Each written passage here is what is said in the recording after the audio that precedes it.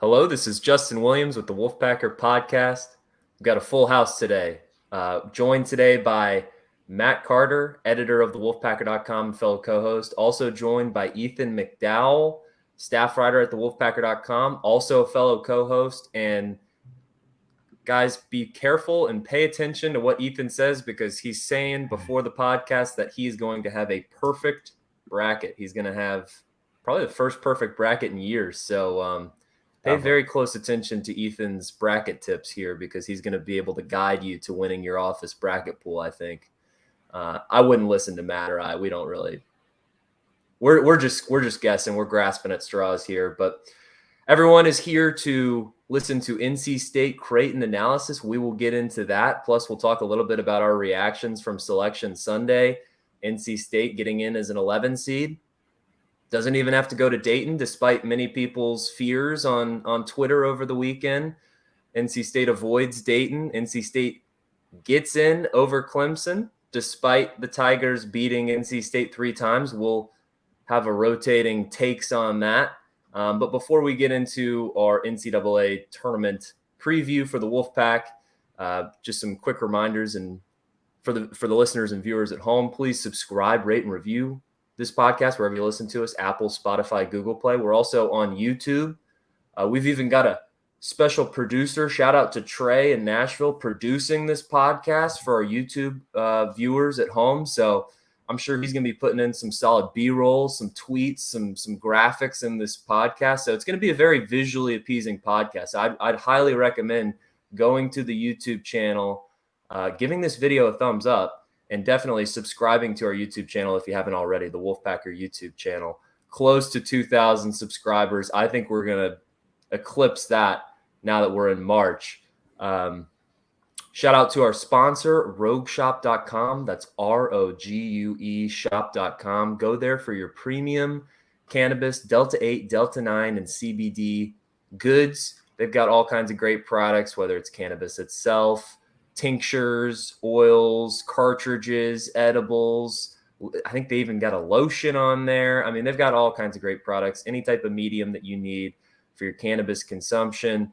These are great natural products to help you with some problems that we all suffer from, whether it's chronic pain and inflammation, anxiety and stress, maybe trouble sleeping at night. And cannabis, CBD, Delta 8, Delta 9, THC, all great stuff to help you with those symptoms in a natural way.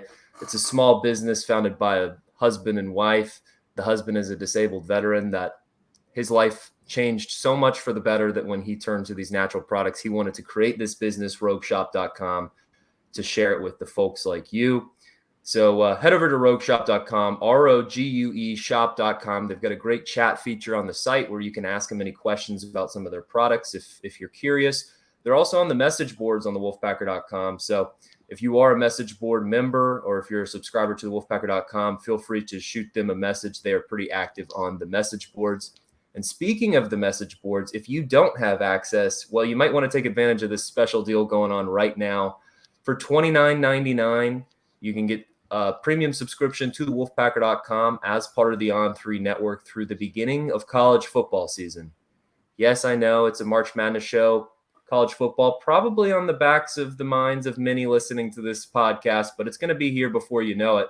And we've still got, a solid 5.5 months until the end of August 2023, which is where your subscription will take you for that small price of $29.99. Normally about $10 a month to be a premium member of the wolfpacker.com. So significant savings there, about 50% if you take advantage of it today. So head over to the wolfpacker.com and take advantage of that deal now. All right, gentlemen, I think it's time to start talking brackets. But before we dive into our upset picks and before we dive into Wolfpack Blue Jays in the 6-11 matchup out of Denver on Friday, let's go back to Sunday, Selection Sunday. Matt, Ethan, I don't know if you guys were together, separated on your way back from Greensboro, already back from Greensboro at that point, but take me to where you were and how you were feeling going into the selection show and your reaction to seeing the Wolfpack on the 11 line avoiding Dayton the first four, like many had predicted after NC State lost 3 of their last 4 going into the NCAA tournament. I'll start with you, Matt, our veteran expert here. Yeah, full disclosure, I was one of those that had NC State and Dayton. So I think I texted both Ethan and Justin.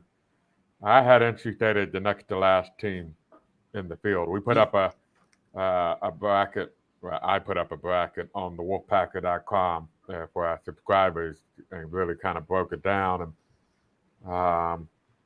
so I was a little bit surprised that they were not in Dayton, to be honest. I thought the lack of really high-end wins might come back to hurt NC State a little bit. But I thought the fact that they were also pretty consistent, no bad losses in quad 3, quad 4. They didn't have a great schedule, but it wasn't an albatross either of a schedule. Would carry the day. It just wouldn't get them much past Dayton. So to tell you where I was in my living room. I wasn't like Ethan, living the good life in Wilmington, apparently, over the weekend. But my daughter, who's about to be 11, is really getting in. She calls it March Madness. That's all. And brackets. Is it bracket time? So we were watching together, and I remember saying, all right, we got to watch the 11 seed.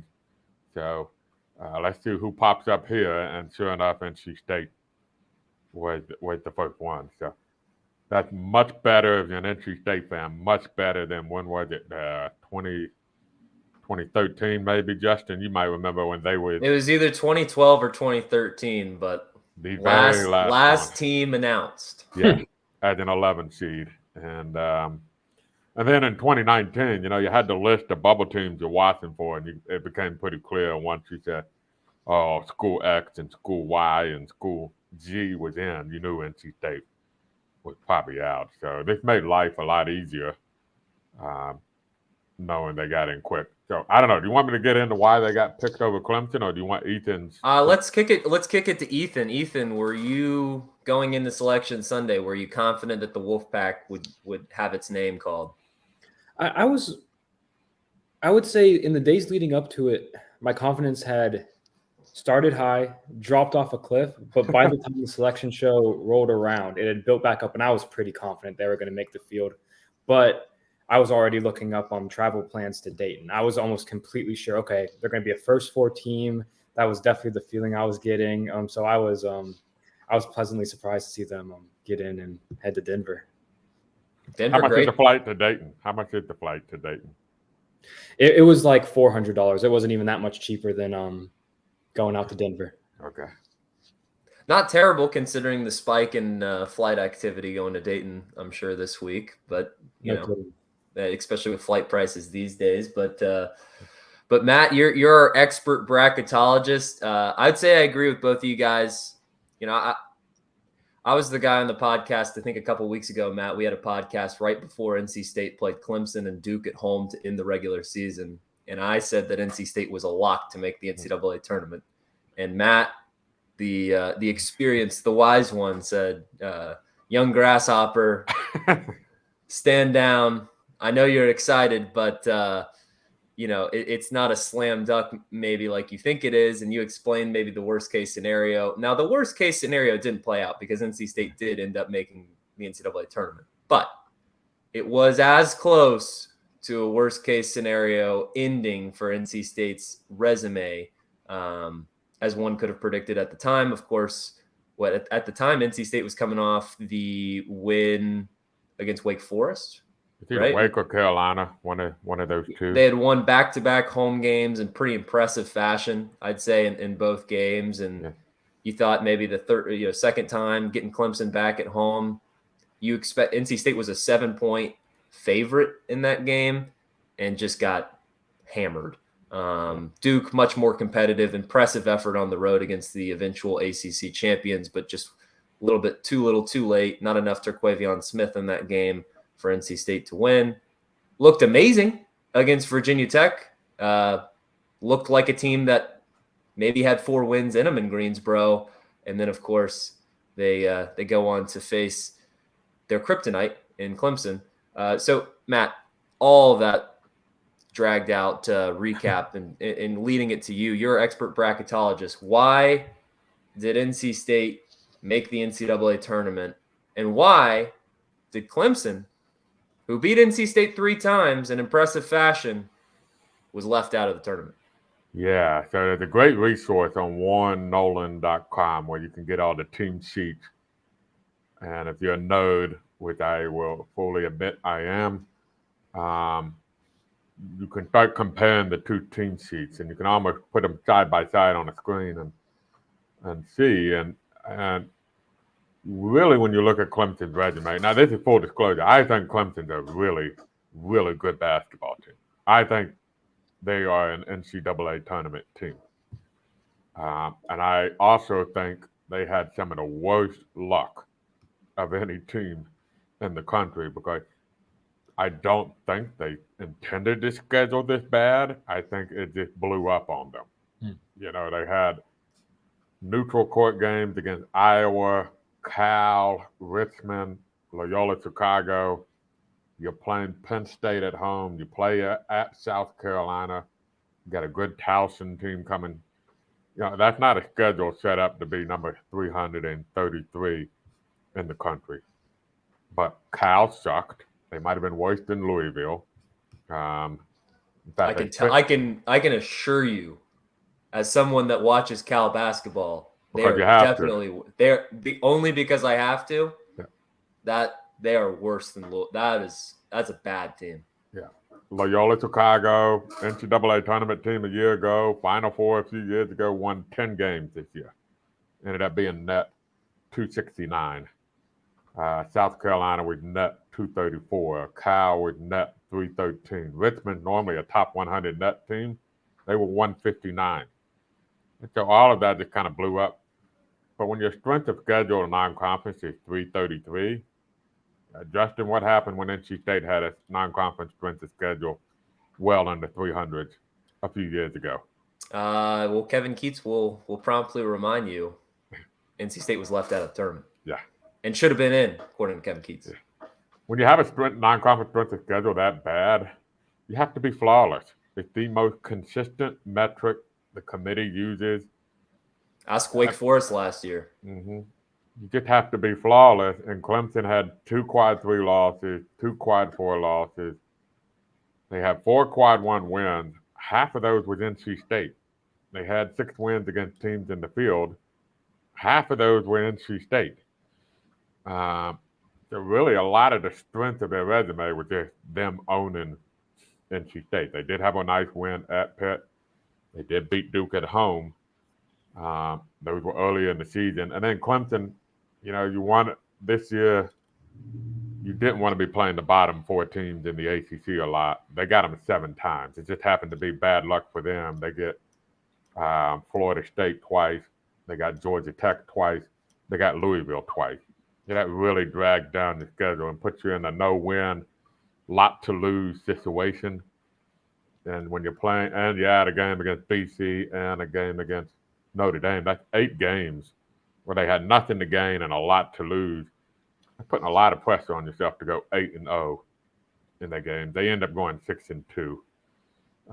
And they really, because they had to be flawless, because of bad luck with how the non-conference strength of schedule went out, they owned NC State. I get that.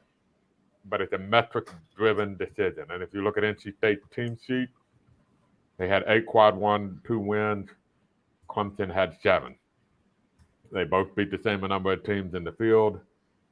NC State had a slightly better away from home record. And I think NC State had a little bit better depth of wins in terms of, you know, they did beat teams like Dayton and Vanderbilt and North Carolina that may not have made the tournament, but they were right there in the picture for the tournament. So I really wasn't as close.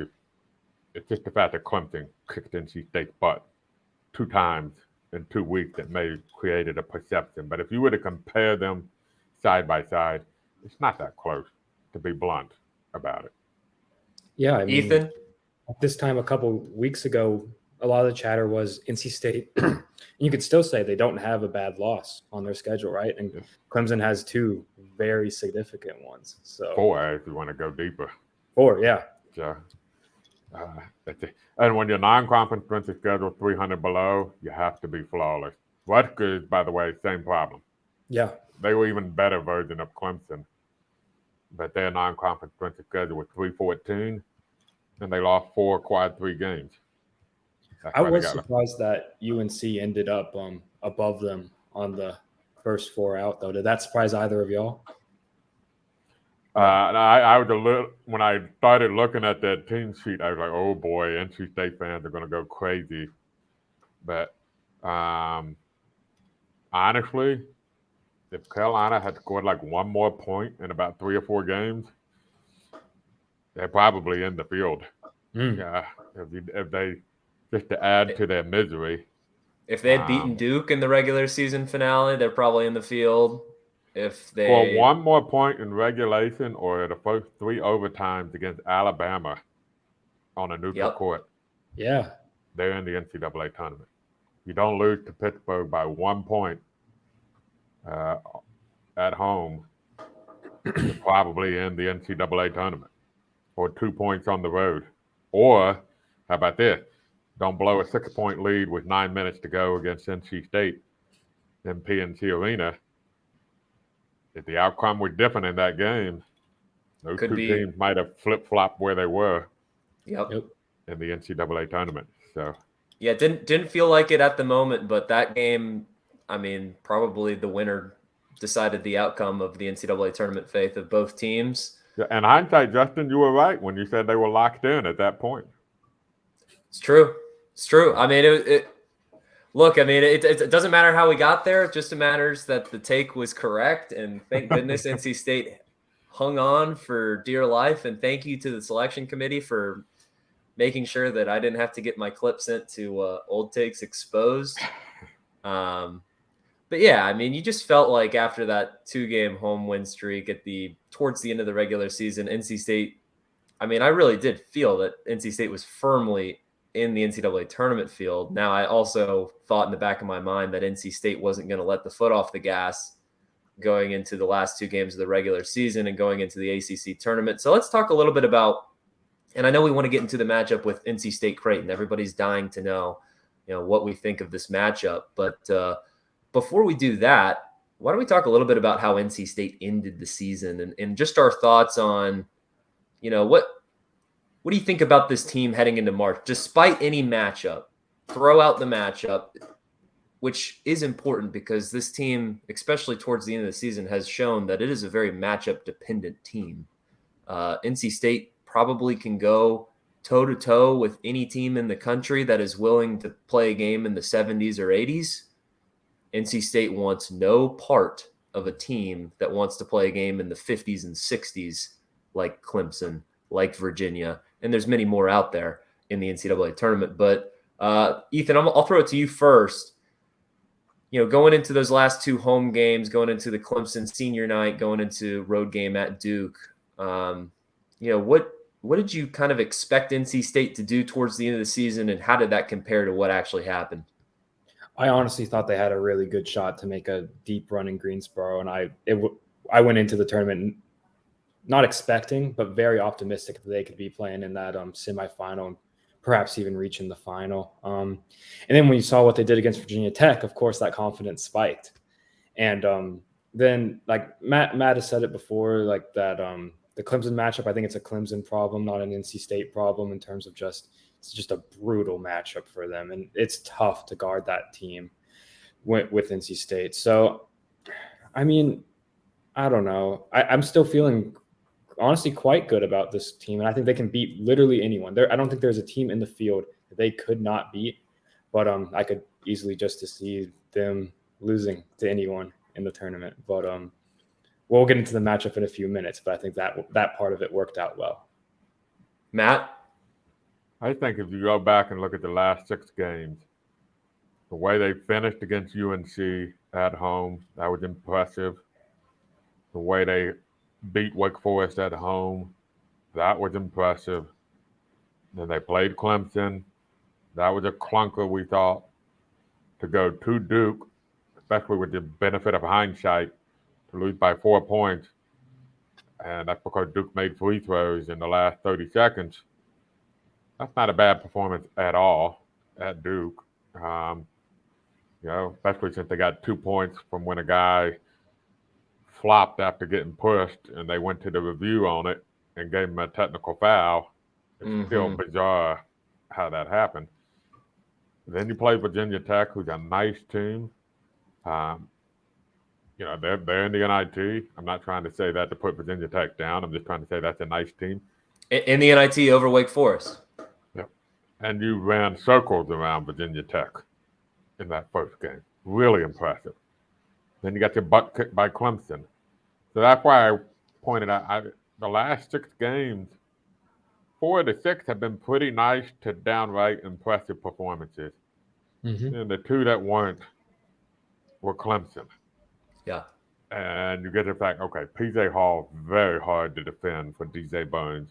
Yes. And they got those physical guards that love to get in the gaps. Their style of play is a challenge for a team like NC State. Their personnel is a challenge for a team like NC State. By the way, Clemson blew out a ton of teams late in the year. They just had the one hiccup at Louisville, and they couldn't play Virginia. But I think they had like 5 20-point wins in the last month of the year. So that's why it's really the Clemson problem. I think they've been playing pretty good basketball for the last month. Yeah, they lost at Syracuse February 14th. It's now March 14th. In between, they've only one team has given them problems. Otherwise, they've been playing well. And I think Clemson fans have a legitimate gripe of being left out of the NCAA tournament. Absolutely. Yeah, I see on Twitter, NC State Twitter, NC State. I explain to people that don't understand the rivalries on the West Coast.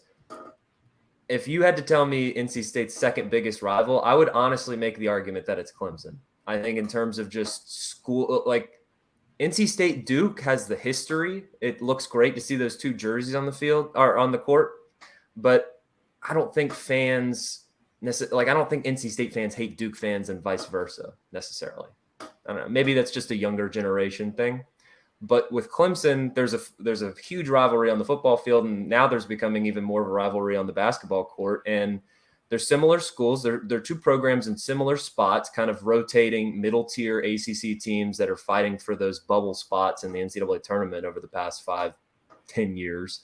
But they play two very different styles, and clearly Clemson's style is very problematic for NC State. Not only do they have the pick and pop bigs, Matt, that DJ Burns struggles to defend on the perimeter, and so would Mahorcic most likely as well, just because he's not necessarily the quickest guy on the court.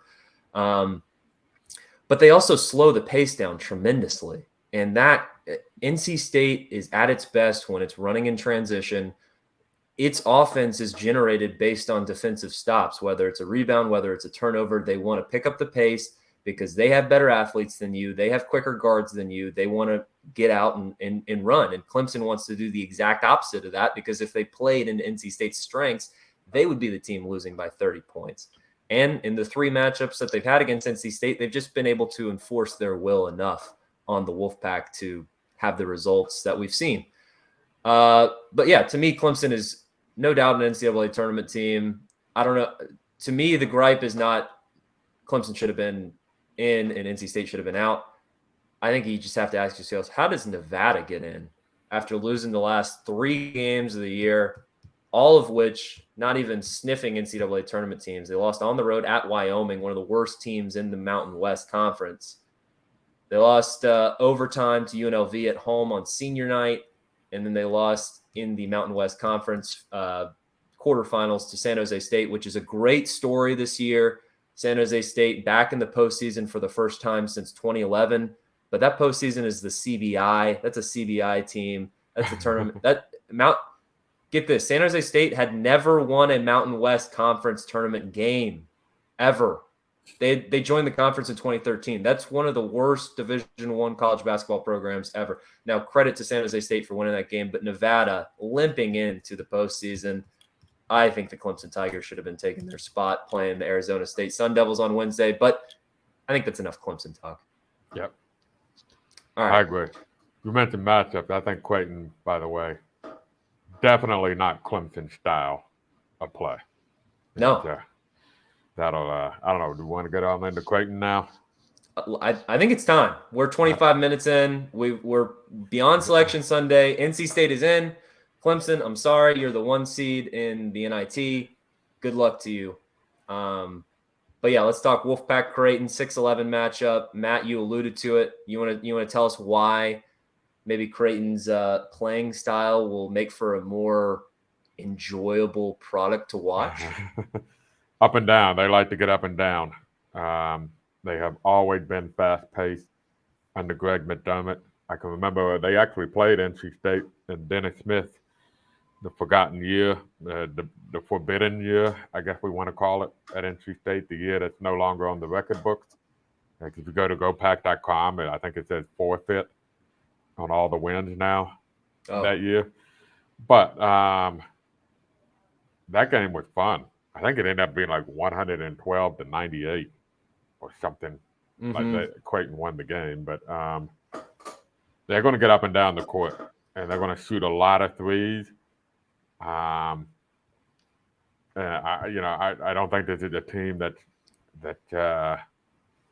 built similarly to Clemson. So it should be a fun game. There are a lot of factors in this game. When you really get into it, you wonder about how is it going to play in to the game. It's an interesting matchup. It is. Ethan, just your initial take, what's the part of the game that you're going to be watching the most with this matchup? And how do you think Creighton matches up with NC State? And from neutral observer's point of view, I think it's going to be maybe the most entertaining game of that first round, just because of the fireworks that could happen on offense. And because you have a lot of really, really good guards, and you have a really intriguing big man matchup in the middle with Kalkbrenner and then DJ. That's going to be very interesting to see how they guard each other. Foul trouble could dictate a lot of what happens early in that game. And another thing, obviously, both teams are going to run the floor a bunch. And then if you look at their minutes per game with this Creighton team, they have 4 guys that are at 31 and a half or above minutes per game. That's ridiculous. So it's going to be a short bench. It's going to be the same, like 7 guys on the court pretty much the entire game for them. And that's going to be exciting. And I mean, they play at that pace all the time. Both teams are going to be kind of in their comfort zone. And I think we could get a really high scoring and super entertaining matchup, especially if Jarkel or Turquavion are hitting their shots. It's obviously going to be an offensive show. Or maybe we tune in on Friday at 4:00 and both these teams go cold. But Matt, where do you think? Or I'm not throwing it to Matt because Matt has muted himself. We'll go back. I'm good. Okay, Matt is good. All right, Matt is good. Matt, defensively, how can NC State slow Creighton down? Because kind of a strength on strength. If you look at the numbers, Creighton a great 3-point shooting team, but NC State a great team at preventing teams to get hot from 3. Take out the last 3 games you saw against Clemson out of the equation. NC State is pretty good at forcing teams off the 3-point line. So, Matt, where do you see the Wolfpack matching up defensively against the Blue Jays? The ability to run them off the 3-point line is going to be huge in this game. Right? The 4 guys that they have the 7-footer, right? Ryan, I hope I'm pronouncing his last name right. Kalkbrenner, 7-footer. He will take an occasional 3, very occasionally. But the other 4 guys that will primarily play, 40% of their shots come from 3-point range. That's a rough estimate, but it's an accurate estimate. All of them average at roughly about at least 4 3-pointers tried per game. So your ability to get them off of that comfort zone, that's what they prefer. I think it's going to be extremely important. That means getting back on defense. That's been a problem for NC State this year, getting back on defense. Don't waste time celebrating a made shot. Get back. And then quite frankly, you just kind of hope that Creighton's off. And if you look at their losses, they just don't shoot the. I don't know if they're a classic live and die by the three team, but they almost come across that way when you're studying the numbers for Creighton. So, yeah, I think that's where it starts. I mean, DJ Burns has got to stay out of foul trouble because the 7-footer is good. Kalkbrenner averages 15.4 points per game. And get this, he shoots 71.4% from the field. That's nuts. He also averages 2.2 block shots per game. And so that's going to be a challenge for Burns to have a 7'1" shot blocker, going up against. So it's going to be interesting, that matchup as well. Yeah, I've seen that. Having Kalkbrenner defending him one-on-one, if maybe Creighton won't have to help on him and double Burns as much as other teams do, which has led to a lot of open threes and a lot of open looks for NC State this year. That could be a pretty big factor there. Yeah, but it almost seems that that's what trips DJ Burns up, is when he gets slowed down, and then the double team, he gives time for the double team to become effective and disrupt his dribble. Because if they're not going to double team him, I mean, I'm going to take DJ Burns with that bet more times than not against anybody in the country until I see him denied one-on-one, consistently against any big. It just seemed that the teams that were effective in stopping DJ Burns were able to effectively double team him before he got close enough to the rim. Because once he gets on that low block, man, I mean, that's a lot of surface area to cover. I mean, he might be at a disadvantage height-wise, but he's going to have the weight advantage. One question for you guys. Do you think that Ebenezer Dwana could potentially provide a little more defensive upside if they're getting burned by the center here? If Creighton's able to manipulate ball screens, because as great as DJ Burns has been on the offensive end, really towards the end of the season here, he's struggled defensively. And I feel like for certain stretches, EB is, he's got the shot blocking ability more so than Burns. You're not going to get much from EB offensively, but he's got some defensive doggedness to him. So, I mean, could you see maybe Kevin Keats dialing the numbers there a little bit, maybe a little bit more run for EB if he can find a little bit more success on the defensive end? I wonder if that's going to be a little more dependent on if the shots are falling for the guards. If you can afford to not have DJ's offense on the floor for however many minutes in the game, then maybe you think, okay, we can put EB in there and just let Turquavion and Jarkel cook for a bit. But if you need those 5 post possessions and that 7-minute span or whatever, then I think that it might come down to that. But I love what EB brings defensively, so I think that's a really good point. It's interesting. Kalkbrenner has only had 4 or more fouls in 2 out of 30 games this year, which is a unique ability to defend without fouling. And he's averaging over 2 block shots per game. But to your question about Dwana, I almost wonder if it's not beneficial also from the sheer standpoint of they're playing in Denver. That's high altitude, Mile High City, right? Yep. So conditioning could be a factor. And that's an X factor in this game because, as Ethan correctly pointed out, Creighton's going to ride with their starting 5. And when they lost in double overtime to Providence, all 5 of their starters played 45 minutes or more in that game. They're going to ride with their starting 5. So how are they going to hold up?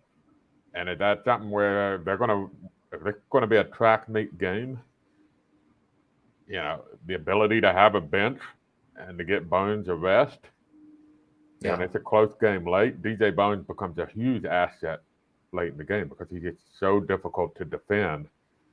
That is how NC State was able to pull out some of these close games. They went to DJ Bones and had the offense run through him and becomes a huge asset. So it's a real X factor in all of this. Is can Kevin Keats keep his guys fresh and competitive in the altitude of Denver, which is why another reason why you talked about, in addition to maybe some of the defensive question marks, why it would be beneficial for DeWanner and Ernest Ross, and if he's available, Greg Gant, all those guys to get some valuable minutes so that you're not the team that, is grasping for air late in the game. Now, one part of the matchup that I think is advantageous to NC State, at least in their playing style, is that while Creighton doesn't commit many fouls, they also don't draw many fouls because they settle for threes. Yeah. So NC State has their bugaboo on defense all year is they commit a lot of fouls and they don't get to the foul line much. So pretty much every game, NC State is at a disadvantage in terms of free throws. And in this game, it actually is plausible that by the end of the 40 minutes of regulation, NC State and Creighton, knock on wood, might shoot the same number of free throws just because of playing style. So, do you guys both see that as an advantage for NC State? And, even if DJ Burns stays out of foul trouble, I don't see him playing 35-plus minutes like we mentioned with the altitude. But it's nice to you don't have to send him to the bench just because he's in foul trouble. You can send him to the bench when you strategically want to and need to. You want to take that, Ethan?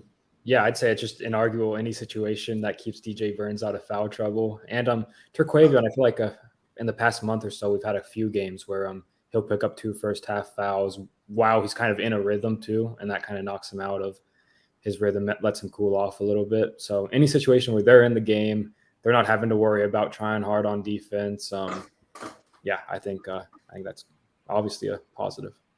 And Creighton also doesn't force many turnovers, where they don't commit a lot of turnovers. So NC State's going to have its work cut out for them in terms of forcing turnovers on the defensive end, one of its strengths. But an even better strength for the Wolfpack is it's one of the most efficient offenses in the country in terms of not turning the ball over, which has been something that's reared its ugly head a little bit in this, in the last couple games against Clemson, particularly in the ACC tournament. A lot of sloppy turnovers. Got NC State out of the game, gave the Tigers that double-digit lead, which ultimately led to the outcome. But in terms of turnover margin, you look at NC State's record when NC State wins the turnover margin and scores at least 70 points. They've got a tremendous track record. So, do you see? Is there a particular area, Matt, that you see as the true X factor in this game beyond altitude? Is there a statistic where you circle it and say if NC State wins this stat, they're going to win this game? Just to circle back to what you were talking about by free throws with some context, out of 363 teams in the country, Creighton is 261st in free throws attempted per game. And ironically, you don't have to go far, or coincidentally, you don't have to go far to find NC State. They're 2 spots below Creighton in the number of free throws attempted per game. So hopefully that means this is going to be a quick-paced game.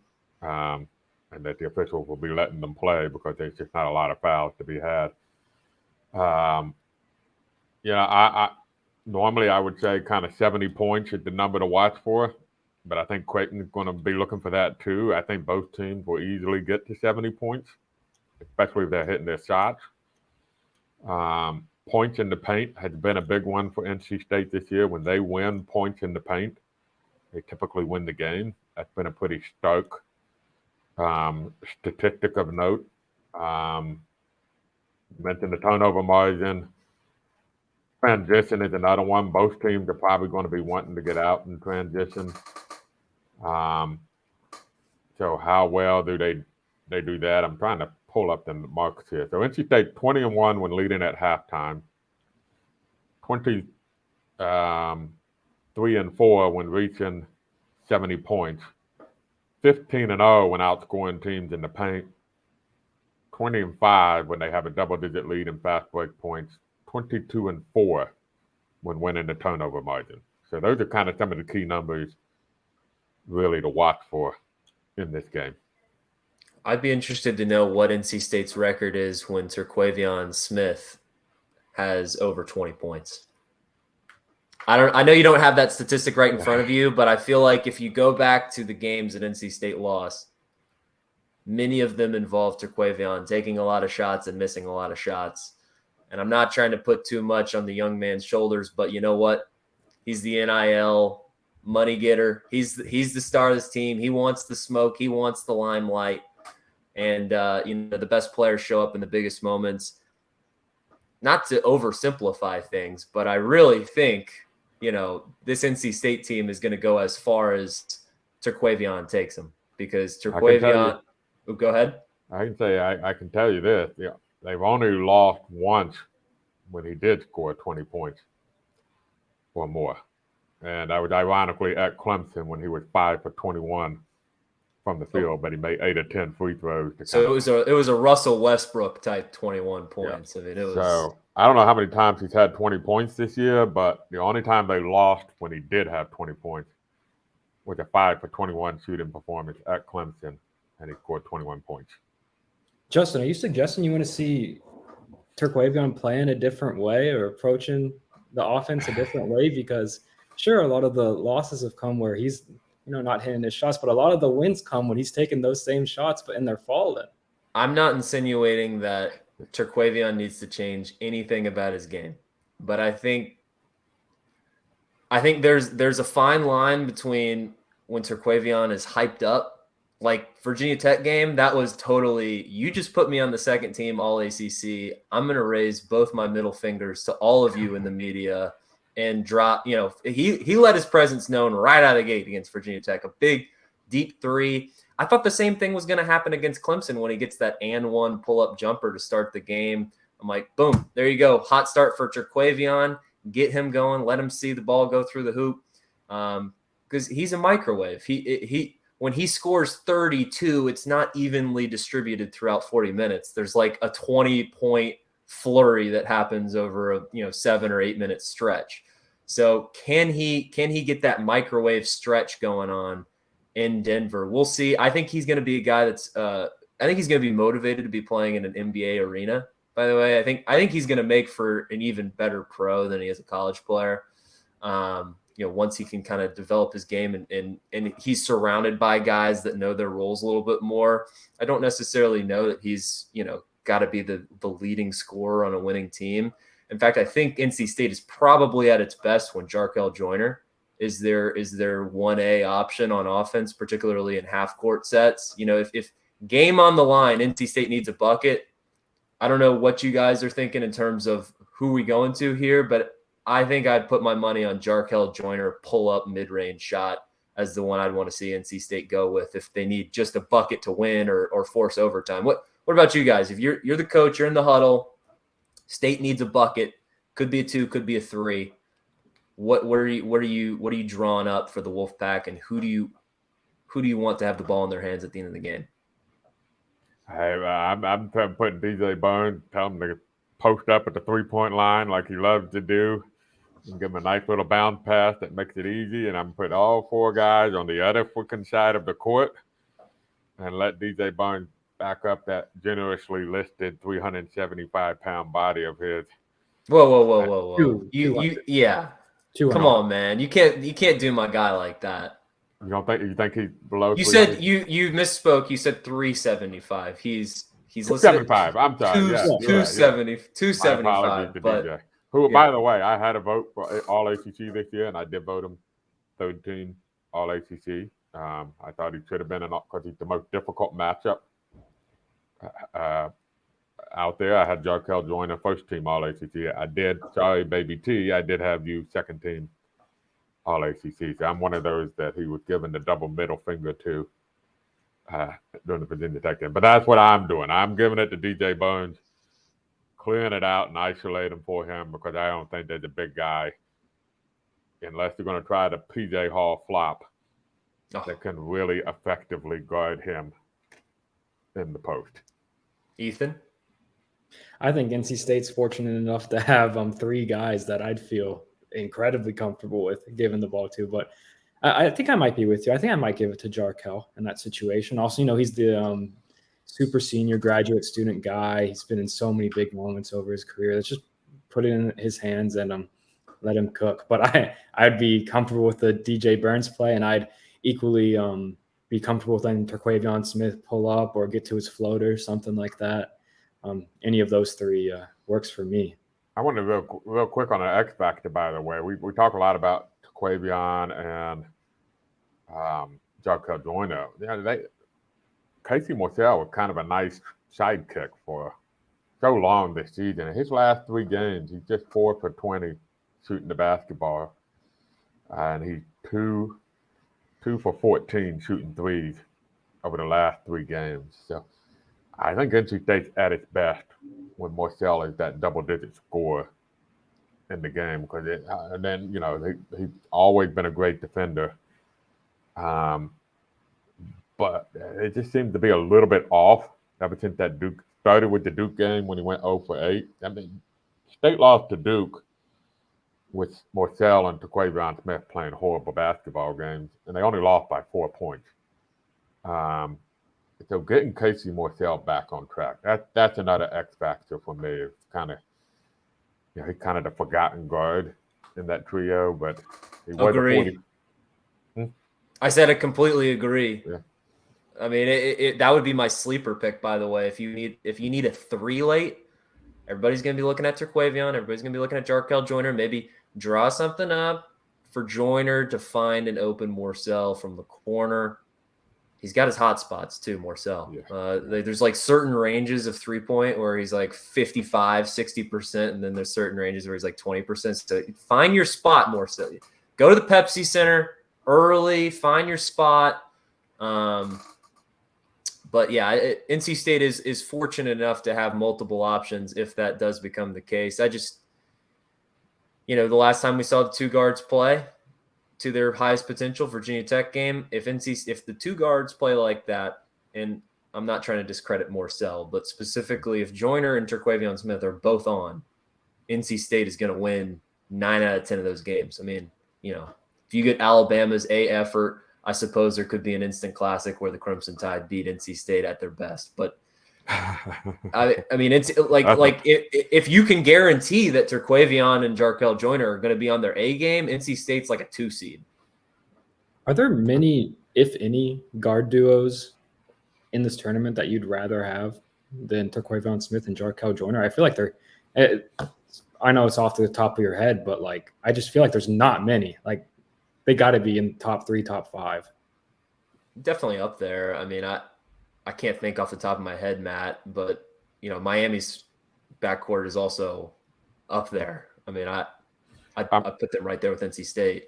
Yeah, I'm admittedly biased toward the ACC because I know a ton more about the ACC. So I probably wouldn't be the one to speak of, but there aren't many backcourt guys that one guy can go for 30 and the other one can get 20 points, 10 assists in the same game like they did against Virginia Tech. I mean, that's pretty. And what makes them unique is they have abilities that are unguardable on offense. If Terquavion Smith is going to hit those shots, what can you do? And Jarkel Joyner is finishing at the rim and hitting his threes and hitting his step back jumpers. What can you do? There aren't that many teams that have 2 guards, which, if they're on, all the defense can do is shrug its shoulders and say, "What can we do?" Well, speaking of shrugging your shoulders and asking what can we do, I don't think there's anything else to analyze about this game. I think we just got to roll the ball out there and see who the better team is over 40 minutes on Friday. But before we tune out, has everyone filled out their bracket? I have a preliminary bracket filled out. Yes, my daughter made me fill it out 2 minutes after the selection Sunday. Okay, Ethan looks confident. Ethan says that he's got the perfect bracket ready to go. So we could tell you the outcome of all the games right now if Ethan just listed off his bracket. I also have a preliminary bracket filled out, Matt. I think both you and I are tweakers. We're tinkerers when it comes to the bracket, so there might be some changes. I'm already being talked out of one of my Final Four picks. Apparently, it's pretty silly. But I had Tennessee making a run, and then people started telling me they had some injury issues, I guess, and so I might have to back off of that one. But somebody's got to beat Duke. I don't want to put Duke in the Final Four because I just don't think a team coming into the ACC tournament. I mean, a team coming in the NCAA tournament with a 9-game winning streak is due for a loss. they're not going to get the 15 straight wins in a row. So I got to have Duke losing somewhere, and I thought it would be Tennessee. I got to reevaluate that whole section of the bracket now. Duke could lose its first game to Oral Roberts. From what I've heard, Oral Roberts is like the best 12 seed in the tournament. Duke has a history of losing to double-digit seeds in the first round. Now, John Shire getting his first crack at it, so we'll see. But yeah, and see, I can't do that because my ACC bias comes through, and I need the ACC to silence the critics. Absolutely. Again for a second year in a row, and I want the Big Ten to fall flat on its face again for like the 19th year in a row. Yep. They won't matter. They'll still get the same benefit of the doubt next year for some unknown reason. Big East has also struggled. Yeah, you know what's interesting? I know we dissected Creighton to death, but Creighton is 3-5 against the teams in the Big East that went to the NCAA tournament. They are 3-1 against the two teams that went to the NIT, which is combined that's 6-6, and then they went 8-0 against the bottom four teams, which is kind of comparable to the bottom teams of the ACC this year. So when you look at that 14-6 conference record, it's a little bit unbalanced. Credit to Creighton for being consistent, but there's a little bit of unbalance in that. But I don't want Duke to lose first round because I want the ACC to rise up and carry the torch again. 5-0 first round ACC, baby. Let's go. First of all, Pitt's going to take care of business against Mississippi State tonight in the first four. But I don't know. I think of the 5 ACC teams in the tournament, Pittsburgh probably I'm least confident about. But let's go, Jeff Capel. Let me ask Ethan, which ACC team do you have going the furthest? It's Duke. Yeah, I have Duke making the Elite Eight. All right, let's go around. I have a vision for how we can kind of wrap up this podcast and send people on their way here. So let's start with the big question. I'll start with Ethan since he's got the perfect bracket. But everybody tell me how far they have NC State going. I have them making the Sweet 16. I think they're gonna. What's the path? Beating Baylor too? Creighton and Baylor. Okay, Matt. I'm going to be the negative Nancy, I guess. I got them beating Creighton, but losing to Baylor in the second round. Is that really negative? I feel like the true negative Nancy would be like, Creighton, because a lot of people like Creighton. I know one in particular who really likes Creighton. Apparently, we won't unveil the mask. It's nobody on this podcast, so save your hate mail. But I will say that NC State's in the South bracket, and I think the South bracket is top to bottom the easiest of the 4 brackets of the 4 regions. I think Alabama is going to have a cakewalk to the Final Four, unless it stubs its toe along the way, but I don't see any legitimate opponent to knock off Alabama in the top half of that bracket. I think they easily get to the Elite Eight, maybe challenged in the Elite Eight, but I also don't think anybody at the bottom of the bracket is as good as Alabama. But that said, we're not talking about Alabama. We're talking about NC State, and I have NC State initially, my initial bracket. This is going to be kind of a homer pick, but Elite Eight. Wow. Now, tell me I'm crazy here, but first of all, guards win in March. Guards win in March. Right. All right. So I'm looking at the bracket here. I've got NC State beating Creighton. I've got UC Santa Barbara upsetting Baylor. Now that's been kind of a popular 14-3. Baylor's limping into the postseason. Baylor kind of underachieving towards the second half of the year. UC Santa Barbara plays a very weird style of basketball. They like to slow it down tremendously. They've got a very effective field goal percentage, which means they take advantage of the limited possessions that they have. And in a single elimination tournament, that is a recipe for crazy upset, the one you don't see coming. So give me the Gauchos to upset Baylor. Now, granted, NC State doesn't necessarily match up well against the team that wants to take the air out of the basketball and is very effective in a half-court offense. But UC Santa Barbara's Cinderella run is stopped in the second round. NC State goes back to the Sweet 16, where they will face Missouri, because Missouri is going to upset Arizona. Yes, this is going to be a very upset-heavy bottom half of the bracket, but it's still all eventually going to lead to Alabama going to the Final Four, because unfortunately, after NC State beats Missouri in the Sweet 16, two teams which the metrics compare very similarly, by the way, Alabama is going to beat NC State in my Elite Eight. In the Mark Godfrey Bowl, huh? Yeah. It feels to me, you can tell me if I'm wrong, Ethan, it feels to me like Justin is trying to set up the most favorable NC State bottom half of the bracket with all his upset picks. Is that what I'm doing? To give them the nicest path possible. Does kind of sound like that. To the Elite Eight. No, props to him. He says he could tweak it. Arizona just won the Pac-12 tournament. Like you said, Matt, just like with Duke, Arizona's due for a loss. You don't want to ride too high on the conference champions, despite me Well, but Arizona lost 2 out of 3 games before the tournament, so they might be hitting a stride.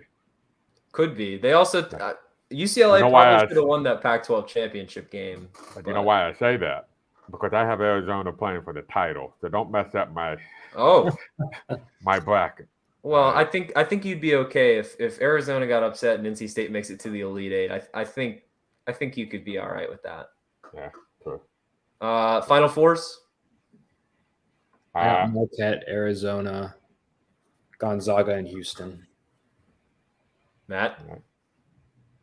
Subject to change. I have Arizona, Tennessee. That might be the subject to change part. Yeah. Gonzaga as well. And Houston. Okay. Yep. We got the same Gonzaga Houston matchup in the Final Four with these two guys. I'm going Alabama, like I already said. I think that's my most confident pick to make the Final Four. But I'm gonna have to do some reevaluating after this podcast, because these guys are making me not feel good about my bracket. I have Duke going to the a lot of wins in a row, man. Now I don't trust Tennessee. I trust Duke to get to the Sweet 16, and you know who else I don't trust? I don't trust Purdue. I think Purdue is going to get upset by whoever wins the Memphis FAU 8-9 game. Give me Duke over either of those teams, and then you look at the bottom half of the bracket. Marquette, they're a metrics darling out of the Big East, but Shaka Smart has still never won an NCAA tournament game at Marquette, so I'm going to have to see it to believe it. Give me Duke to represent the ACC in the Final Four.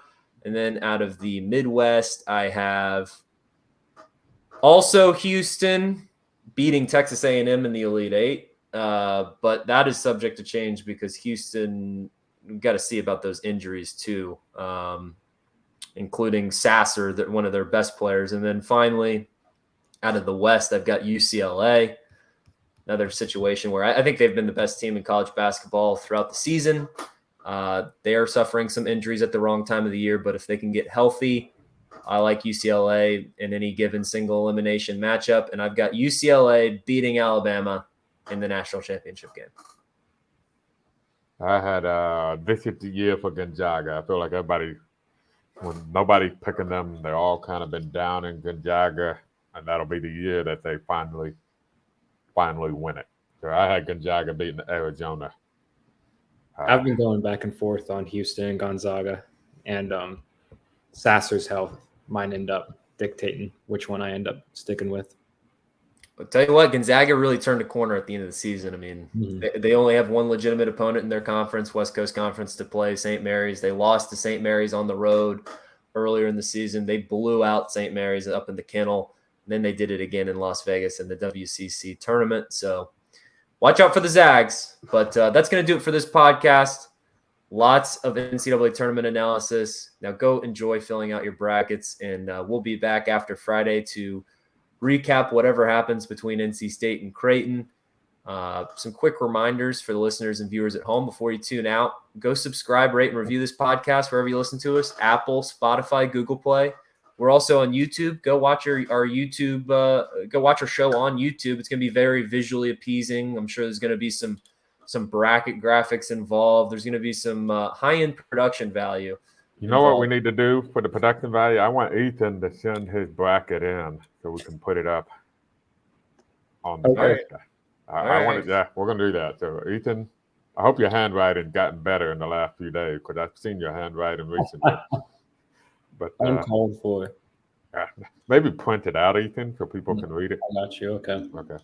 You're ripping his handwriting. You gave him. Have you seen his handwriting? Yeah, no, it doesn't. No, but you gave him the backhand at the start of the show with, should we talk about the NIT for your Hokies? I mean, man, no love. All right, well, yeah, we'll put Ethan's bracket up, and then you can screenshot it for your perfect bracket.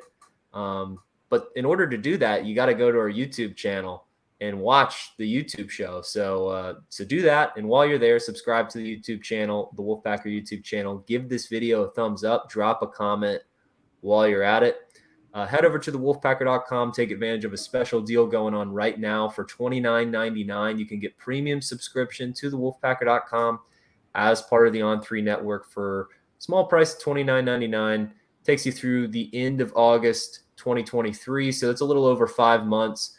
Basically about a 50% savings, because it's typically about $10 a month. But hey, saving $30 here, that's like probably a few office bracket pool entry fees right there. So you can get a few bracket pool entry fees for free, assuming that you take advantage of the deal and enjoy the premium work that Ethan and Matt provide over at thewolfpacker.com. So head over there now, take advantage of that deal.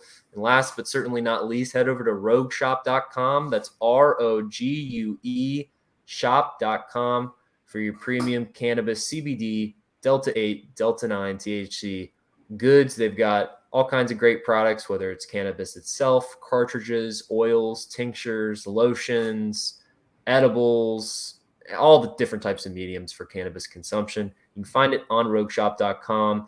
And these are great natural products to help with symptoms all of us experience throughout life, which is sleep deprivation, stress and anxiety, pain and inflammation. I'm sure we all deal with at least one of those things from time to time. And these are some great natural products to help you with some of those symptoms. Husband and wife founded small business. The husband is a disabled veteran that was turned on to these natural products and made his life better, so much so that he wanted to create this business to share it with the good folks like you. So head over to rogueshop.com. That's ROGUE shop.com for your premium cannabis, Delta 8, Delta 9, THC goods. All right.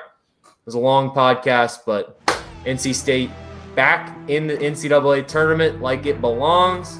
Let's go. Let's go. Let's get to the second weekend. We're hyped. All right. For Matt Carter, Ethan McDowell, I'm Justin Williams, and this has been the Wolfpacker Podcast.